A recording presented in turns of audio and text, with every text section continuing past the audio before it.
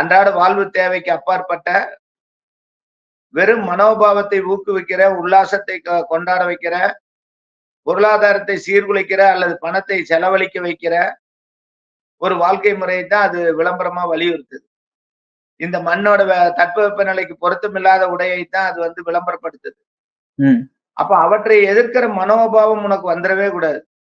அவற்றை மறுக்கிற மனோபாவம் உனக்கு வந்துடக்கூடாது. அதனால அது என்ன பண்ணும், இந்த மண்ணில் ஏற்படுகிற புதிய கண்ணோட்டங்கள், புதிய கருத்துக்கள், மனித உரிமைகள் சார்ந்தவை, இவை எல்லாவற்றையும் அதிகாரத்தை கொண்டுதான் நசுக்கும். ஏன்னா பன்னாட்டு மூலதனம் அரசோடு கைகோர்த்து இருக்கும்.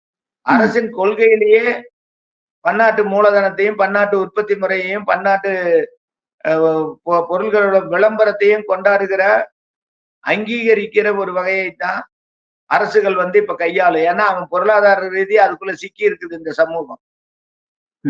இப்ப பொருளாதார ரீதியா சிக்கி கிடக்கிற இந்த சமூக அமைப்பு அதுல இருந்து மீள்வதற்கான புதிய வழிகள் எதையுமே உருவாக்கிடாம எல்லா காரணங்களையும் கொண்டு அடக்கி ஆள்வதுதான் உண்மையா இங்க நடந்துட்டு இருக்குது.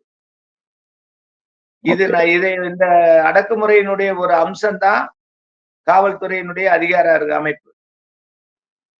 இந்த அமைப்பு வந்து அரசின் கையோட இணைஞ்சிருக்கு.